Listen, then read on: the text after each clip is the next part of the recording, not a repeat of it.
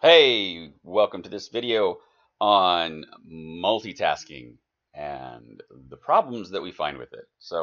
Multitasking has been for a long time here something that people brag about. I'm a great multitasker. We really prize employees who have the ability to multitask. You'll find it in job requirements. Ability to multitask. Um, I'm not going to show this video because, copyrights and things. John Medina's video. Go watch this video. Go to brainrules.com. Look for his videos section. It's a short 15-minute video or less, 10 minutes video called Attention, Rule number 4. I believe he has 12 brain rules. Fantastic. Watch all of them. This one has to do with multitasking and how your brain actually doesn't do it. You cannot multitask. You are a fast changing serial multitasker, serial processor. You do not multitask. Lots of things quickly in changing context quickly. You can do things like walk and chew gum or walk and have your heart beat, talk about things and have your heart beating. But you can't actually multitask two important things that are used because those things, having your heartbeat or walking, use different parts of your brain than doing calculus, right? If you're trying to do calculus and read Shakespeare, you're using your prefrontal cortex, and that sucker can do one thing at a time. If you are trying to walk and read Shakespeare or walk and do calculus, you can do those things. And your heart's beating all the time because your heart beating is happening in your amygdala, and your walking is happening somewhere else in your brain. It does the rote things we know really well. When you're actually having to think about something, you can only do it one thing at a time. So the idea of multitasking at work, you're talking about multitasking things that you actually have to think about, and no, your brain can't do it. Okay, enough of that. What happens is you get this loss.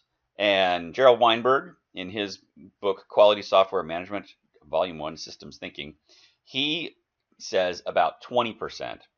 Mr. Medina, Dr. Medina, actually quotes 50%. And I have exercises when I do classes with you. I will show you that it actually is 50%, and I literally have proved it thousands of times in my workshops. Thousands and thousands of people have done this exercise, and every time it takes them twice as long to do the multitasking version. Can't tell you it right now or it would ruin it. But let's be totally conservative and say all the thousands of experiments I've done are wrong, and John Medina's scientific research at the University of Washington is wrong too. Let's just use 20% and be kind, right? We'll use that littler number. If that is true, then a person who is on multiple projects is losing time due to task switching. That's that thing that we were talking about, task switching cost. It takes you twice as long to do something because you have to switch tasks. You have to leave the first task, get your brain engaged in a second task, get it up to speed, leave the second task, go back to the first task, get your brain engaged in that one, get it back up to speed.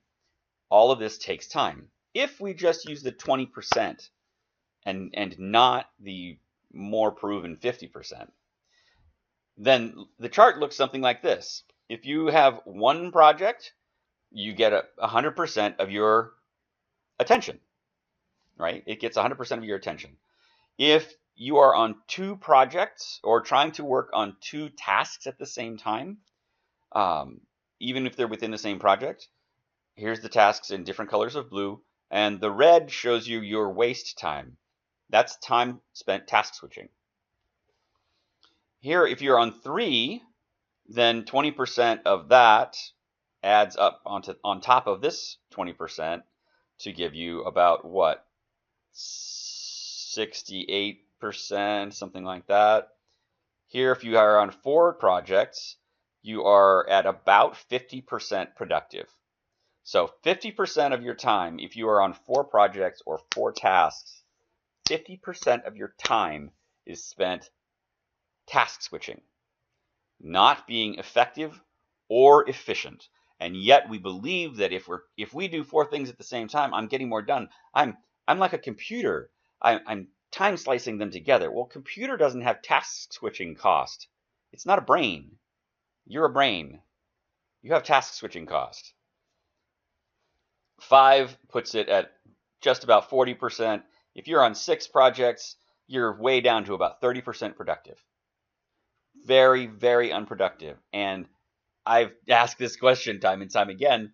How many of you, and when I'm giving a lecture or a keynote, how many of you are on 6 or more projects? And so many hands go up. And then you show them this information and they groan and agree because they feel it. They know that they're getting probably 4% productivity for each of these 6 projects that they're on, and most of their time is waste.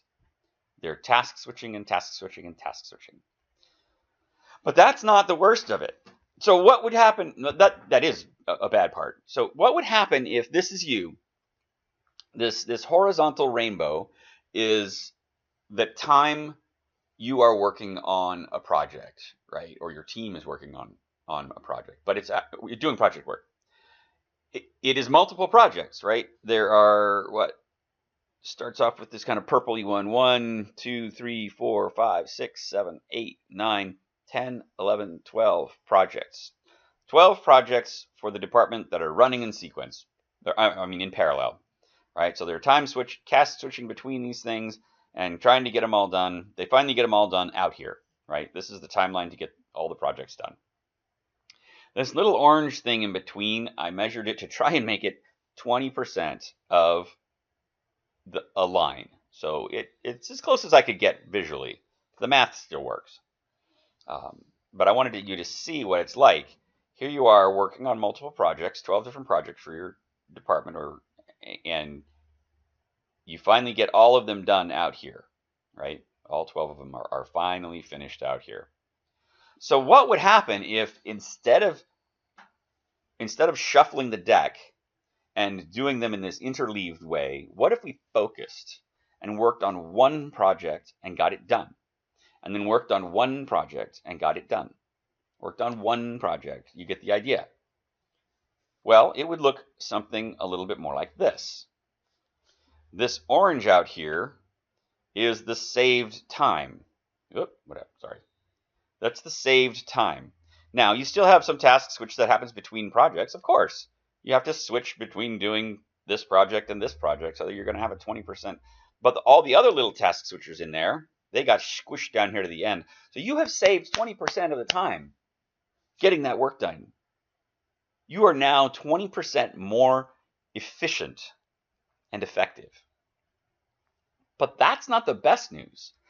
The project that saved 20%, that came in 20% earlier because we didn't try and interleave them, was this last project, right? This orange thing, or yellow-orange thing. That's the only one that saved 20%. This project that came in, I don't know, at about a fifth, 1/5 toward the end, saved way more because it was done here. Do you see that? Because we interleaved, we delayed that project, and it took months and months, maybe years longer than it needed to, because we were working on multiple priorities, because we couldn't say, this is our number one. We had 12 number ones. We have to work on them all at the same time. It doesn't work. It causes massive delays. And this project could have been done and bringing you revenue. It could have been bringing revenue to your company. But we delayed it. Now, why do we do that? One word: fear. The word is fear. See, people would rather have you working on their project. At least it's gotten started. right? I've heard it. You've heard it probably. Oh, well, at least they started my project, because this orange project out here that's going to come in 20% earlier has to trust that all of these other projects are going to come in on time, and then they can start working on that project. But here's this interesting catch-22. It's a self-reinforcing loop. We interleave projects like this because we're afraid that there'll be delay out here, but interleaving the projects causes delay, which proves to the sponsor of this project out here that there's always delay. Therefore, they won't trust this bottom process. Does that make sense? They would have to trust that the new way of doing this, focusing on one thing at a time, or okay, maybe as a department you focus on 2 projects because of staffing and loading and all that stuff. But they would have to see that focusing on one thing at a time is actually going to get them to come in on time 20% earlier, and trust that it's really going to happen. But they have years, decades probably, of proof that projects never come in on time, that everything's always late. Well, it's always late because we have a system that is designed to make them come in late. We have a system that is optimized to make your projects come in late.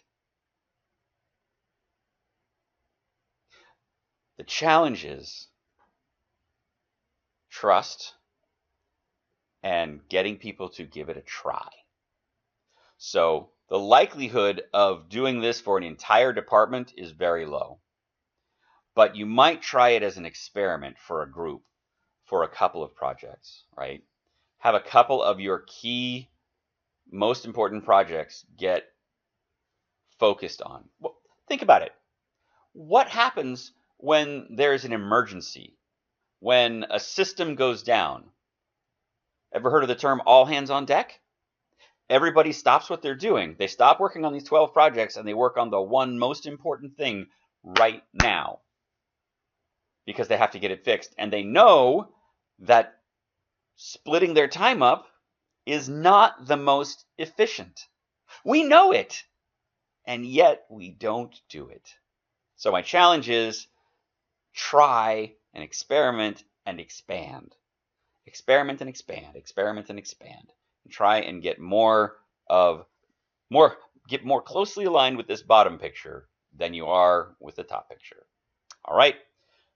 That is my thinking and ranting about how multitasking doesn't work. Bye-bye.